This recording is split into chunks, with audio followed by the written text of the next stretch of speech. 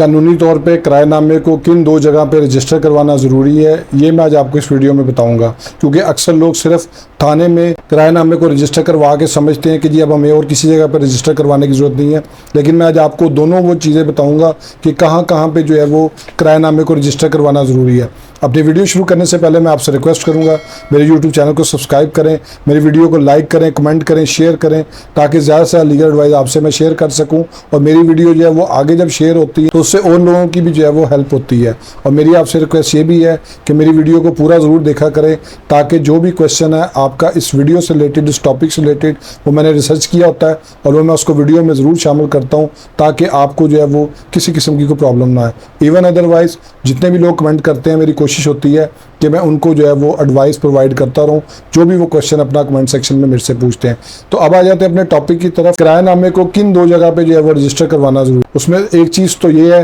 कि आपने जब भी किसी शख्स को किराए पे प्रॉपर्टी देनी है, वो आपने प्लॉट देना है, मकान देना है, दुकान देनी है, या आपने उसमें जो है वो फ्लैट देना है, अपार्टमेंट देना है, या आपने उसको ओपन प्लॉट जो है वो पार्किंग गराज के लिए या गोदाम के लिए देना है, तो आपने उस किराएदार के क्रेडेंशियल्स को सबसे पहले वेरीफाई करना है पुलिस की ऐप से, जिसमें पंजाब पुलिस की ऐप भी है, सिंध पुलिस की भी है। आप उनकी वेबसाइट पे जाके आप चेक कर सकते हैं कि किराएदार का किसी किस्म का कोई क्रिमिनल रिकॉर्ड तो नहीं है। और किराएदार को भी ये चेक करना चाहिए कि जिस जगह पे वो रहने जा रहे हैं वहाँ पे मालिक जो है उसका कोई क्रिमिनल रिकॉर्ड तो नहीं है, वो किसी गलत सरगर्मियों में मुलव्वस तो नहीं है, क्योंकि फैमिली वाले लोगों के लिए काफ़ी प्रॉब्लम होती है। तो जैसे ही आप ये वेरीफाई कर लेते हैं, आपको अंदाज़ा हो जाता है कि ये बंदा फिट है, इसको आप जो है वो किराए पे दे सकते हैं प्रॉपर्टी, और उसमें से या उससे ले सकते हैं आप, और आपको किसी किस्म का कोई प्रॉब्लम नहीं होगा। तो किराएनामे को नंबर 1 पे जो है वो थाने में रजिस्टर करवाना ज़रूरी होता है। थाने में रजिस्टर जब आप करवा देते हैं तो उस पर आपके खिलाफ किसी किस्म की कोई कानूनी कार्रवाई नहीं हो सकती, क्योंकि अगर आप प्रॉपर्टी किराए पे देते हैं और मालिक के तौर पे आपने उस किराएदार का जो इंदराज है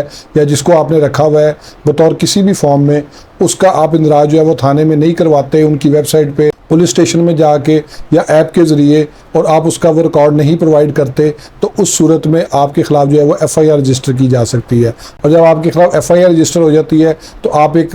क्रिमिनल रिकॉर्ड होल्डर बन जाते हैं, और उसकी वजह से आपके लिए काफ़ी ज़्यादा जो है वो प्रॉब्लम हो सकती है। आप बाहर नहीं ट्रैवल कर सकते, क्योंकि आपके खिलाफ जो है वो FIR शो हो रही होती है, और जब तक वो केस क्लियर नहीं होता आप जो है वो बहुत सी मुसीबतों में जो है वो पड़ते रहते हैं। कभी नाके पे जाते हैं, वो आपको रोक लेते हैं कि जी आपके खिलाफ जो है वो FIR हुई हुई है, आप बेल आउट भी हो जाएँ, लेकिन जब तक आप बाइज़्ज़त बरी नहीं होते, आपका CRO जो है वो क्लियर नहीं होता, तो आप जो है वो किसी भी जगह पे जाएं आपके लिए प्रॉब्लम होती है। तो ये तो एक एस्पेक्ट था जो मोस्टली लोग कर लेते हैं, लेकिन कई लोग इसको भी नहीं करते कि यार नहीं कोई नहीं, हमने 2 महीने के लिए दिया है, हमें उसको इंदराज कराने की ज़रूरत नहीं है। लेकिन आपने हर सूरत में इंदराज करवाना है। दूसरे नंबर पे जो इंपॉर्टेंट चीज़ है वो ये है कि जहाँ पे आपने उसको रजिस्टर करवाना है वो है सब रजिस्ट्रार। सब रजिस्ट्रार के बाद रजिस्टर करवाना इसलिए ज़रूरी होता है कि अगर आप जब प्रॉपर्टी किराए पे दे रहे हैं, खुदा ना खास्ता आपका कोई डिस्प्यूट आ जाता है, तो पंजाब रेंटेड प्रीमिसेस एक्ट के तहत अगर आप किराएदार को निकलवाने जाते हैं, तो किराएदार को निकालने के लिए जब आप केस फाइल करते हैं, तो जब तक आपका जो एनुअल रेंट बनता है आपके किराएनामे के मुताबिक उसका 10%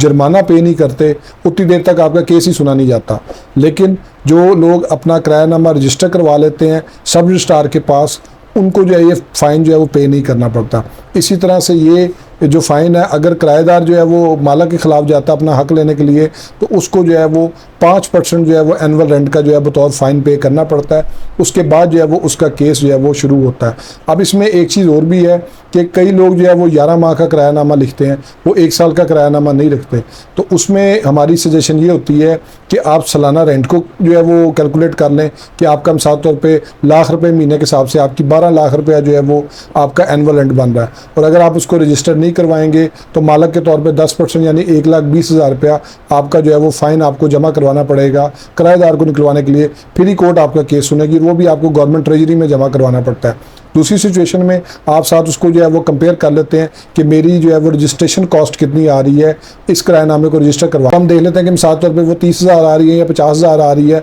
तो उस सूरत में हम सजेस्ट करते हैं कि आप जो है वो हर सूरत अपने किराएनामे को रजिस्टर करवाएं। एक तो आप वो 10% पेनल्टी से बच जाते हैं, दूसरा आपके किराएनामे की एक ऑथेंटिसिटी बन जाती है, और जब ऑथेंटिसिटी बन जाती है रेंट ट्रिब्यूनल जो है वो किराएदार को निकालने में इतनी प्रॉब्लम नहीं होती और उसको जो है वो फौरी तौर पर निकाल देते हैं। लेकिन अगर आपका किराया जो है वो 1 साल से कम है है 8 माह का है, 7 माह का है, 5 माह का है, जो किराया उसकी भी इतनी मालियत नहीं बनती है। लाइक आपने 20,000 रुपये पे दिया हुआ है या 25,000 रुपये पे दिया हुआ है या 15,000 रुपये पे दिया हुआ है, तो वो डेफिनेटली आपकी रजिस्ट्रेशन कॉस्ट जो है वो उससे ज़्यादा होगी। तो ऐसी सिचुएशन में हम रिकमेंड यही करते हैं कि आप बेशक ना करवाएं, क्योंकि उतना जो आपकी रजिस्ट्रेशन कॉस्ट जो है वो जितना भी खर्चा आएगा वो डेफिनेटली उस खर्चे से जो है वो ज़्यादा ही है जो आपका 10% ऑफ एनुअल रेंट के तौर पे जो आपने फ़ाइन जमा करवाना है वो होगा। लेकिन एज़ पर लॉ आप अगर दोनों प्रोसीजर को फॉलो करते हैं कि आप थाने में भी रजिस्टर करवा लेते हैं और आप इसमें जो है वो सब रजिस्ट्रार के पास भी रजिस्टर करवा लेते हैं, तो आप पे ना कभी कोई FIR हो सकती है, ना आपके ख़िलाफ़ कोई पीनल पेनल्टी पास हो सकती है।